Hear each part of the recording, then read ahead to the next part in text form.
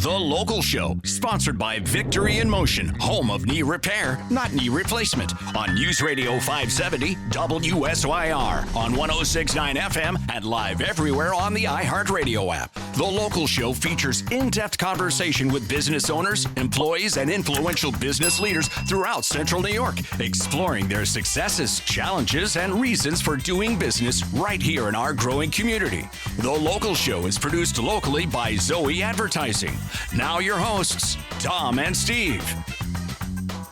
The Local Show, that's what you happened upon, and if we're here, that means that you are too. I'm here with Rick Gary. He's filling in for Steve Roberts, who's out screwing around and having fishing. He's probably fishing. It says he's golfing, he's fishing. Right. Things he has to do. So I said, all right, well, you got to do it.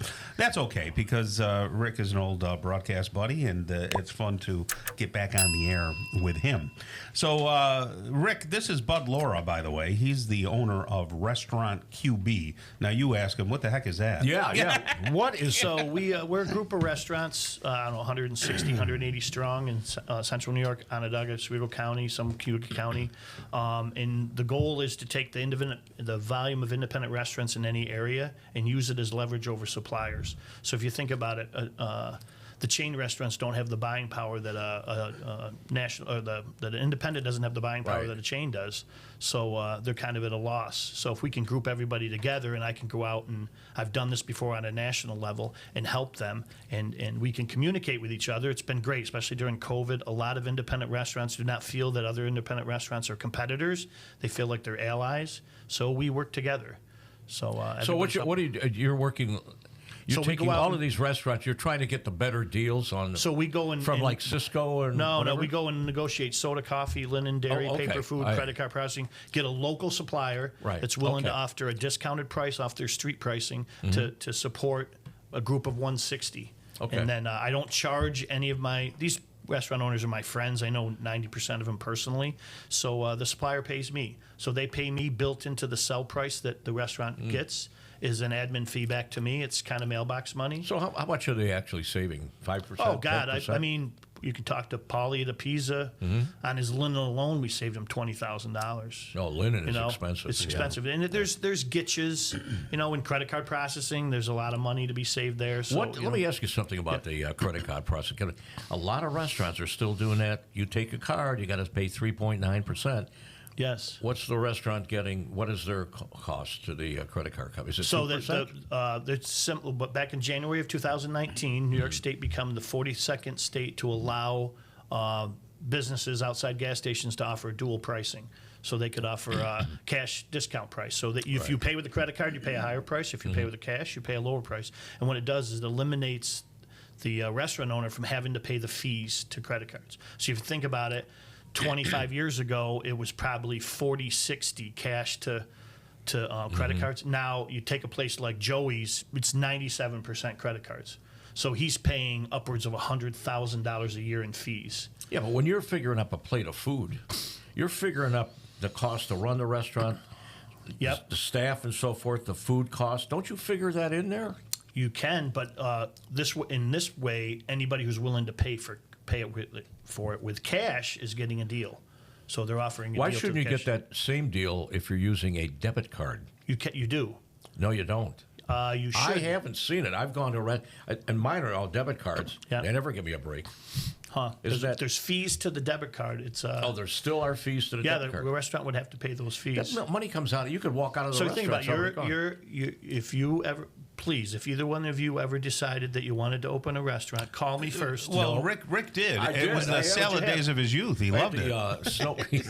Snow White Inn in Pompey. This is back in the 80s. That's a little before my time. Yeah, you probably weren't even born yet. Yeah. No, I was born way back there. Okay. But, so the average independent restaurant in the United States today, New York is worse, as we discussed earlier because of the tax things, is they net less than a nickel a dollar. So if you had $500,000 and you said, Bud, I want to open a restaurant, I would tell you to give it to your financial guy.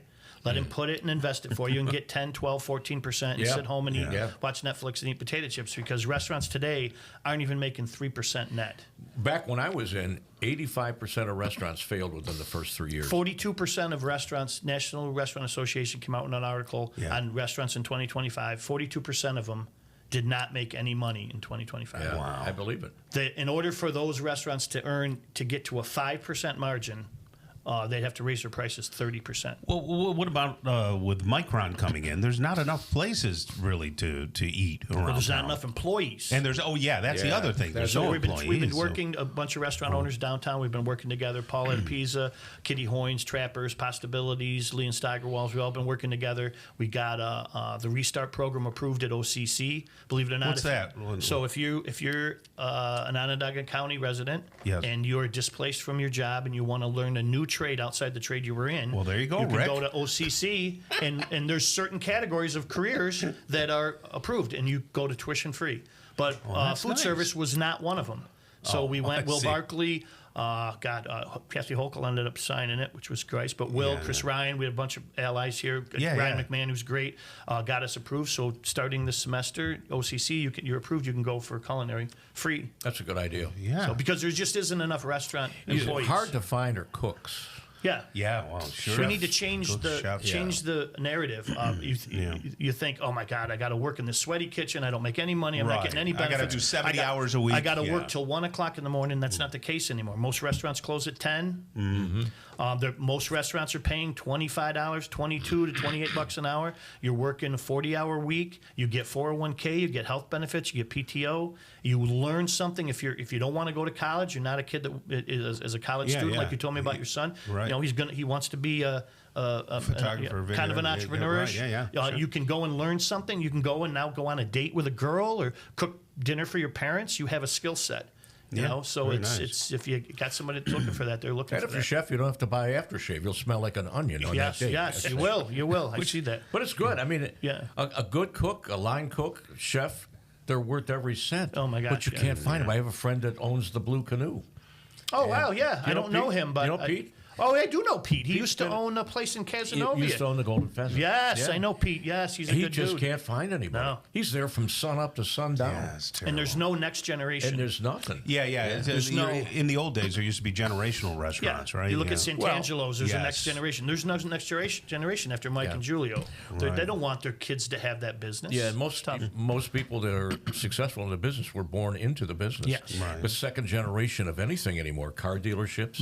No, if you see a second generation take over a car dealership, they're out of business within a year. Well, they just want to sell it. They just want to sell it, or they don't have the same work ethic. So you're making your living out of helping other restaurants. I did very well in my life before this. I see. So I'm pretty fortunate, and it's mailbox money. So it's I get a check. If I find a way to help a restaurant owner, I'm not worried about the financial piece for me. If I find a way to save them money, then I'll make money. Could somebody come to you and say, I really want to buy a restaurant. I would tell them no. You would tell them no. Yeah, no. But what if they said, but I really have this great, can they lay out their plan, you'd still say no? Okay. No, but most people that are successful today in the restaurant business are people that own another business. Right. So you look at Stratamia, and Jimmy owns the auto dealer, and you got guys that have money outside. How about Gino? Gino bought. Ask Gino if he wishes he didn't. He had the car dealership back. He struggled. They do a great business. Yeah. He owns Preserve at 405. I saw Doug over the summer, and I thought he wasn't going to get in anymore, and then he went and bought in between.